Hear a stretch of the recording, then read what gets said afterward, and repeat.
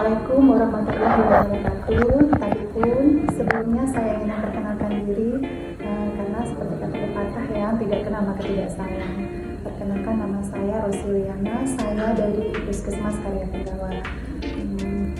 Apa kabar Ibu? Sehat semua ya pada hari ini. Tujuan dari pertemuan kita pada pagi hari ini adalah saya ingin memperkenalkan tentang aplikasi ASIK serta penggunaan dari aplikasi ASIK itu sendiri. Mungkin ibu-ibu di sini sudah pernah dengar atau tahu tentang ASIK. Baiklah, saya akan menjelaskan tentang ASIK itu. ASIK itu sendiri adalah singkatan dari aplikasi Sehat Indonesiaku, dari mana digunakan untuk melakukan pencatatan dan pelaporan dalam screening faktor deteksi faktor resiko penyakit tidak menular. Untuk aplikasi itu sendiri kita menggunakan media HP Android ya. Setelah ini langkah-langkah dari yang kita lakukan adalah yang pertama kita mendownload Sehat Indonesiaku seperti ini ya, contohnya di sini. Setelah terdownload,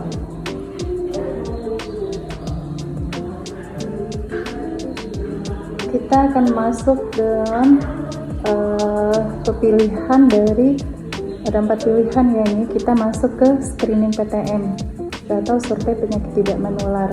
Di sini kita disuruh untuk memasukkan tanggal kegiatan dari screening itu sendiri. Tanggalnya kita masukkan tanggal hari ini aja ya. Oke, Puskesmas Karya Penggawa. Masuk. Ini.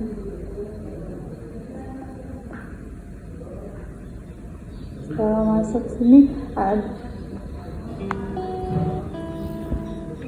di dalam screening dari PTM itu sendiri kita memasukkan tanggal dari kegiatan serta identitas dari peserta screening serta penyakit riwayat penyakitnya ya, dari penyakit diri sendiri maupun keluarga. Baiklah, untuk lebih jelasnya kita langsung aja ya melakukan demonstrasi serta praktek nanti ibu-ibu. Baiklah. Assalamualaikum warahmatullahi wabarakatuh. Selamat pagi teman-teman semua. Mohon izin memperkenalkan diri, nama saya Dr. Muhammad Adi Putra. Oke, hari ini kita ada pertemuan membahas tentang apa, kalian tahu? Tentang geriatri. Oke, geriatri. Nah, kita membahas tentang pemeriksaan geriatri, khususnya pada kognitif dan mentalnya ada pasien geriatri. Sebelum kita bahas tentang pemeriksaannya, ada yang tahu nggak geriatri itu apa? Nah, benar. Jadi geriatri itu sebenarnya kalau sesuai definisinya adalah ilmu tentang kedokteran yang membahas soal manusia lanjut usia. Nah, itu membahas lagi nih, jadi bedanya lanjut usia sama geriatri itu apa? Sebenarnya sama aja ya. Jadi kelompok manusia atau kelompok orang yang sudah usianya di atas 60 tahun. Nah, apa sih yang mau kita bahas pada hari ini? Ternyata kita pada pemeriksaan geriatri itu ada tanda-tandanya, dan memang ada beberapa keluhan-keluhan yang sering dialami pada pasien geriatri. Nah, sebelum kita memeriksa itu lebih jauh, kita juga harus tahu sebenarnya untuk apa sih tanda-tanda alamiah atau tanda-tanda normal yang akan berubah pada pasien-pasien geriatri. Nah, pada pasien-pasien geriatri biasanya yang kita nilai ada penilaian khusus, yaitu asesmen geriatri. Pertama, masalah dari pendengaran. Jawabannya simpel kok, cuma nanti ketika ada formatnya nanti coba aja dicek sama teman-teman, jawabannya hanya ya atau tidak. Yang pertama masalah pendengaran, kedua masalah penglihatan, ketiga adalah inkontinensia urin atau misalnya dari ini juga, atau masalah di mana dia nggak bisa menahan kencing. Yang keempat adanya gangguan mobilitas atau resiko terjatuh. Dan yang kelima biasanya ada masalah mood makan, atau dia masih nafsu makan atau enggak, dan nanti ditanggalnya secara tidak langsung adalah berat badannya atau beratnya atau enggak. Jadi ada beberapa masalah nih yang bisa kita temui pada pasien geriatri. Jadi penglihatan, kedua pendengaran. Ternyata ada masalah lain, masalah mentalnya. Mentalnya apa?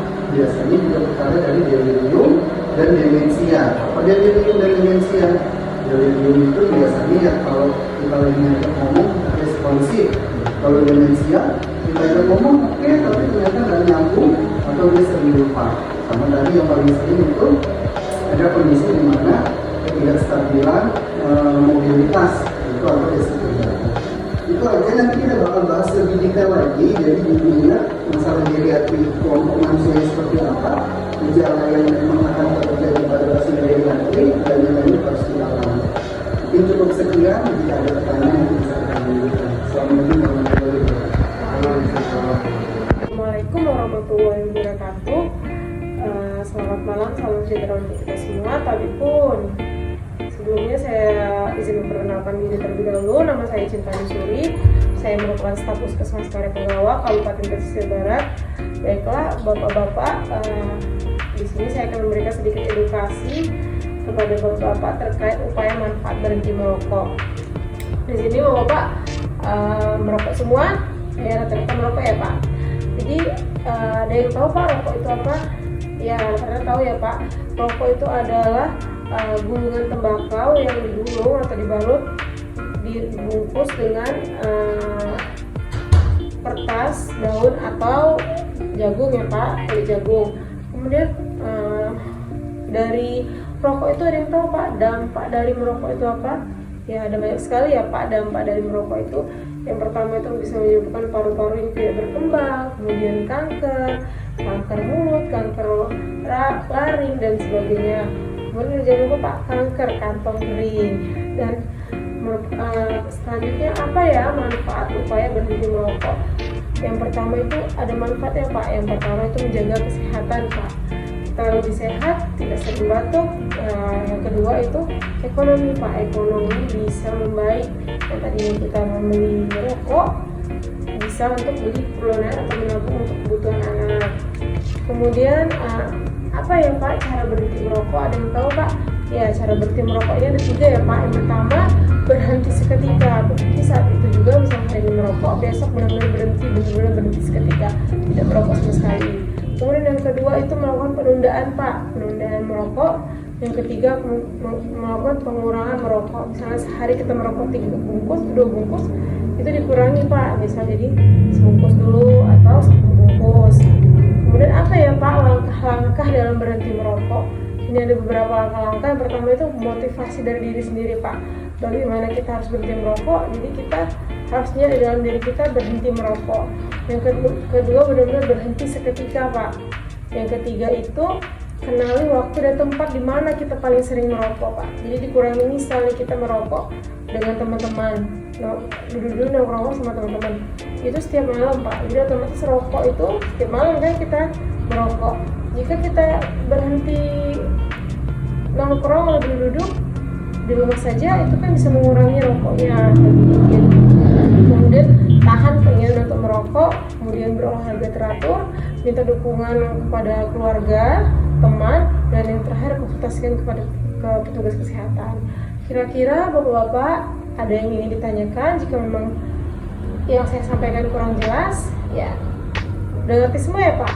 Ya semoga apa yang saya sampaikan bisa bermanfaat ya Pak. Jika memang ada yang bertanya nanti bisa di sesi tanya jawab. Selebihnya saya ucapkan terima kasih ya Pak. Jika memang ada salah-salah dalam penyampaian kata, saya mohon maaf. Wabillahi taufiq wal hidayah. Wassalamualaikum warahmatullahi wabarakatuh. Terima kasih.